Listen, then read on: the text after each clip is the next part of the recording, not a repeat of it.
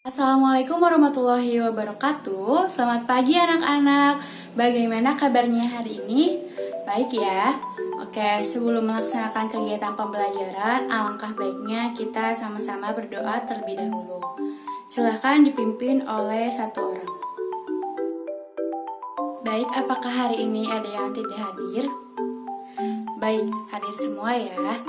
Oke anak-anak, hari ini kita akan membahas mengenai materi penyimpangan sosial. Sebelumnya, ada yang tahu apa itu pengertian dari penyimpangan sosial? Bu, penyimpangan sosial merupakan perilaku yang tidak sesuai dengan nilai dan norma yang ada di masyarakat. Iya betul sekali ya. Seperti apa yang dikatakan M. Z. Lawang bahwa perilaku menyimpang adalah semua tindakan dari norma-norma yang berlaku dalam suatu sistem sosial dan menimbulkan usaha dari mereka yang berwenang dalam sistem itu untuk memperbaiki perilaku tersebut. Nah, dapat disederhanakan bahwa perilaku menyimpang merupakan setiap perilaku yang tidak sesuai dengan norma-norma yang ada di dalam masyarakat. Perilaku ini disebabkan seseorang mengabaikan norma atau tidak mematuhi patokan di masyarakat. Lalu penyimpangan sosial memiliki 6 ciri, diantaranya sebagai berikut. Penyimpangan harus dapat didefinisikan. Nah, perilaku menyimpang bukanlah semata-mata tindakan yang dilakukan oleh orang, melainkan akibat dari adanya peraturan dan penerapan sanksi yang dilakukan oleh orang lain terhadap perilaku tersebut. Lalu yang kedua, penyimpangan bisa diterima, bisa juga ditolak. Perilaku menyimpang tidak selalu merupakan hal yang negatif. Ada beberapa penyimpangan yang diterima, bahkan dipuji dan dihormati. Yang ketiga, ada penyimpangan relatif dan penyimpangan mutlak. Yang keempat, ada penyimpangan terhadap budaya nyata atau budaya ideal. Yang kelima, terdapat norma-norma penghindaran dalam penyimpangan. Dan yang terakhir, penyimpangan sosial bersifat adaptif atau menyesuaikan.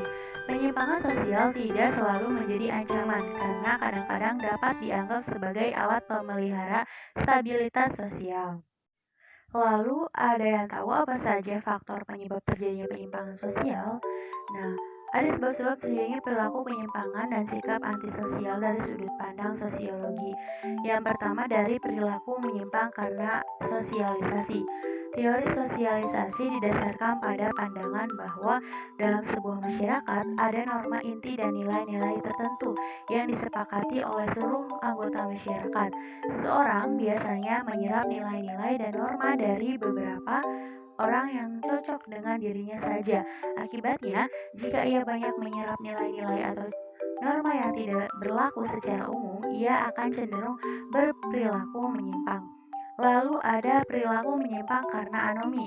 Anomi adalah suatu situasi tanpa norma dan tanpa arah sehingga tidak terciptanya keselarasan antara kenyataan yang diharapkan dan kenyataan-kenyataan sosial yang ada di lapangan. Lalu ada jenis-jenis perilaku menyimpang dan sikap antisosial. Yang pertama ada penyimpangan sosial primer. Penyimpangan sosial primer adalah penyimpangan yang bersifat sementara atau temporer. Orang yang melakukan penyimpangan primer masih tetap dapat diterima oleh kelompok sosialnya karena tidak secara terus-menerus melanggar norma-norma. Contohnya yaitu pelanggaran terhadap rambu-rambu lalu lintas. Dan yang kedua ada penyimpangan sosial sekunder. Penyimpangan sosial sekunder adalah penyimpangan sosial yang dilakukan secara terus-menerus meskipun sanksi telah diberikan kepada pelaku sehingga para pelaku secara umum dikenal sebagai orang yang berperilaku menyimpang atau devian. Lalu ada penyimpangan individu dan penyimpangan kelompok. Penyimpangan kelompok terjadi apabila perilaku menyimpang dilakukan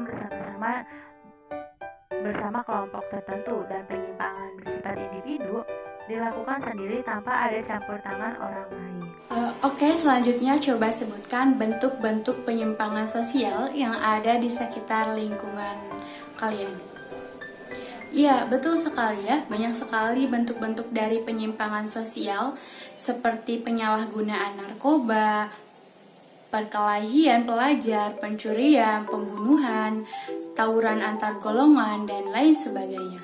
Baik, salah satu cara agar tidak terjadinya penyimpangan sosial adalah dengan cara sosialisasi. Nah, sosialisasi adalah proses sosial di mana seseorang mengenal dan menghayati tata nilai, norma, dan pranata yang berlaku dalam masyarakat setempat. Dalam proses sosialisasi, seseorang akan melakukan komunikasi, interaksi, dan berhadapan dengan seperangkat nilai, norma, dan sanksi sosial. Sosialisasi dimulai dari keluarga sendiri, kemudian meluas ke tetangga, teman sebaya, sekolah, masyarakat lingkungan, lingkungan kerja, dan masyarakat luas. Dalam pembentukan peran dan status sosial dibutuhkan cara dan metode yang betul untuk mengarahkan tujuan sosialisasi. Tujuan dan fungsi sosialisasi yaitu di antara lain sebagai berikut. Membekali seseorang dengan seperangkat nilai dan norma agar mempunyai sikap dan perilaku sesuai dengan harapan masyarakat. Yang kedua, ada memberikan latihan seseorang agar memiliki berbagai keterampilan yang dibutuhkan guna berinteraksi dan berkomunikasi dengan lingkungannya. Yang ketiga, ada mengembangkan kemampuan seseorang dalam berkomunikasi dengan lingkungannya. Dan yang keempat, mencegah seseorang agar mampu mengendalikan sikap dan perilaku tidak menyimpang dan tata nilai norma-norma sosial. Dengan demikian, akan dipatuhi oleh masyarakat dan tidak kena sanksi. Proses sosialisasi dapat terjadi dari berbagai media, seperti sosialisasi dari keluarga, teman, sekolah, lingkungan kerja, dan media massa. Sekian penjelasan mengenai materi penyimpangan sosial. Apakah ada yang ingin ditanyakan? Jika tidak ada, silahkan Perin simpulkan apa yang telah kita bahas bersama-sama tadi. Penyimpangan sosial merupakan perilaku yang tidak sesuai dengan nilai dan norma yang berlaku di masyarakat.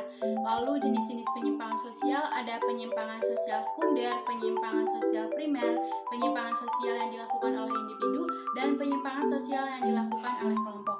Lalu penyimpangan sosial dapat dicegah melalui sosialisasi. Baik, bagus sekali ya Perin. Terima kasih atas perhatiannya. Pembelajaran hari ini dicukupkan. Semoga ilmu yang diterima dapat diimplementasikan dalam kehidupan sehari-hari. Alangkah baiknya sesudah belajar ditutup dengan doa. Berdoa dimulai. Berdoa selesai. Sekian dari Ibu. Wassalamualaikum warahmatullahi wabarakatuh. Terima kasih semuanya.